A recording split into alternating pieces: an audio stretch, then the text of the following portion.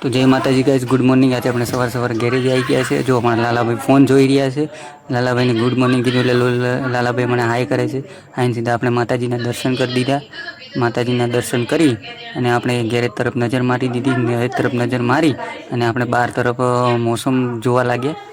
એટલે મોસમ જોવું તો મોસમ જોઈએ તો એકદમ વરસાદ આવે તેવું હતું, પણ મને લાગતું નથી કે વરસાદ આવે। અને આ વ્યૂ પણ આજે સારો હતો, એકદમ મસ્ત ફર્સ્ટ ક્લાસ, મૂડ ફ્રેશ થઈ જાય એવું। પછી મૂડ ફ્રેશ કરીને આપણે લાલાભાઈને જો પૂછ્યું કેમ લાલાભાઈ મજામાં ને? લાલાભાઈ ફોન જોવામાં જ બીજી પડ્યા હતા। પછી અમારા પરેશભાઈ આવી ગયા અને પરેશભાઈના ભાઈબંધની ગાડીનું કામ કરવાનું, એટલે હું પરેશભાઈ સામાન લેવા નીકળી ગયા અને સામાન લઈને આવતા હતા।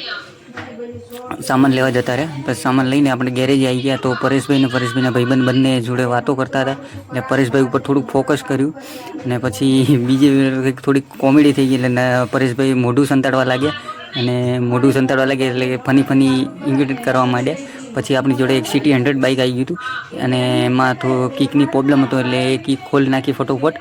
એ કિક ખોલી અને આપણે કમ્પ્લીટ એનું કામ કરી દીધું, એટલે ફટોફટ ફિટિંગ કરવા લાગ્યા। અને ફિટિંગ કરી અને સુરતથી મારા ખાસ મિત્ર એવા નરપતભાઈ આવ્યા હતા।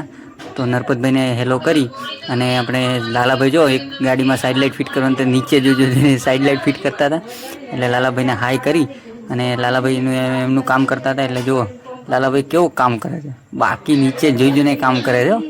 લાલાભાઈ ખૂબ ફૂલ કામના મૂડમાં લાગે છે, એટલે જોઈએ અને જો નીચેથી કેવો બોલ્ટ ખોલી રહ્યા છે। લાલાભાઈને કીધું કે જલ્દી ફટોફટ તમે બોલ્ટ ખોલો એટલે બીજું કામ આવે।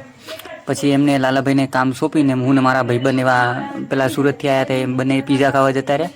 એટલે એમને જોયું તો એ તો ફોનમાં પડ્યા હતા, એમને હાઈ કર્યું તો એમણે મારી જોડે જોઈને સ્માઇલ આપી દીધી અને બંને પીઝા ખાઈ અને પછી નીકળી ગયા અને પછી બીજું થોડુંક કામ હતું એ પતાવી દીધું। એટલે પતાવીને સીધું પણ માતાજીના દર્શન કરી અને દુકાન વસ્તી કરી અને આપણે ઘર તરફ જવા નીકળવાનું હતું। એટલે લાલાભાઈને કીધું ચાલો લાલાભાઈ હવે વસ્તી કરી નાખો। એટલે લાલાભાઈ એકદમ બેગ પહેરી અને તૈયાર થઈ ગયા। જો બેગ પહેરીને કેવો લાલાભાઈ હસી રહ્યા છે ને આપણે વસ્તી કરી અને ઘર તરફ જવા લાગ્યા। ચલો જય માતાજી ગાય।